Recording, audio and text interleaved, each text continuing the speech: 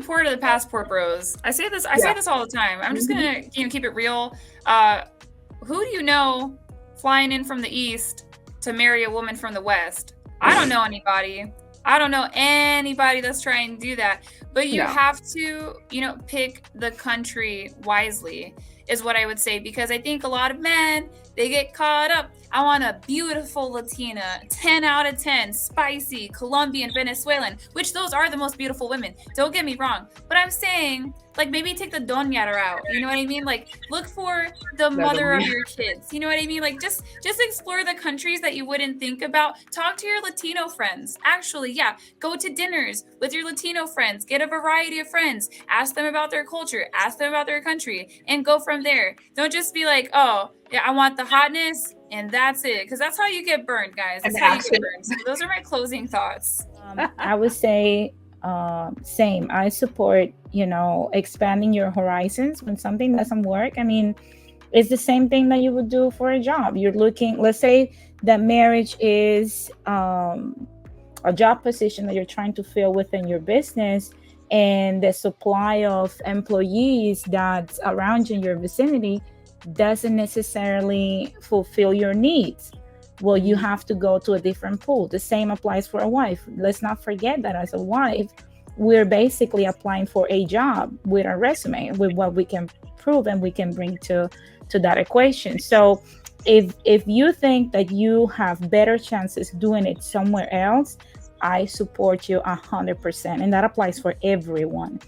So, but always go with that in mind. Never go with the fantasized reality that we have been sold out here, that just because she's a Latina, she's going to be this steamy sweet lady that's always going to be ready for me and do everything. Go with the same mindset that you will vet any woman, and you should be okay. But just don't go with that mindset that it's guaranteed that you're going to find a sweet Latina, because you might find the extra spicy, which is code for masculine. Oh, extra spicy is cold. Spicy makes it sound all exciting, Right? It's like I think we have hidden masculinity with spice. Spicy means fire, chaos, masculine energy. So you will find that too. And look for women outside of the metropolitan areas in Latin America. I think that's one of the best advices that the passport bros can get. Do not date city women in Latin countries. Go to the mountains, go to the rainforests, go to the interior parts. That's where the real women are. Wow, though that's really, really good advice, because I'm sure a lot of them will go to Medellin, Cartagena, if you're going to like Colombia or some of those big places where those women are like the woman, they got the hint that American men are out there. So they're probably putting on their A game, but that doesn't mean that they don't have their own issues. If you're going to meet the woman of your life down in South America, Central America, the Caribbean, just make sure you don't go to the big cities, because those girls are onto you, and they know, and they create these like groups of people that will take advantage mostly of you. So just make sure that you have a local in those cities too, to guide you through, because you don't want to do it on your own. I mean, you could, if you know the language or the culture, but I would recommend that you find someone that could guide you through the culture and could introduce you with the right families, because you want a girl that has a good family, and you want to observe her behavior, and that's part of your vetting. So aside from that, passport guys, great. Good luck. Yeah.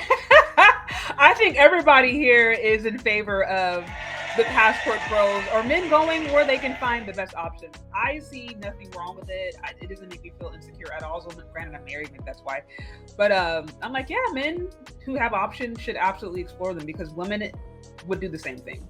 So it's only natural. And I think what you guys all alluded to was really great, how it's really less about the race of the individual, obviously.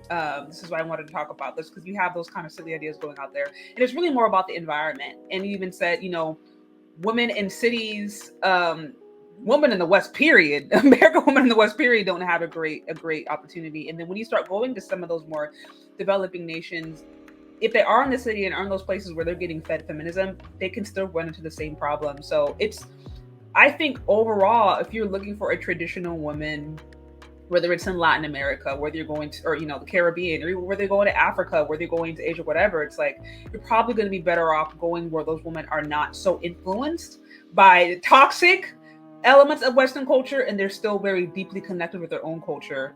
I would think that would be the best advice for men, no matter what country they may be traveling to. So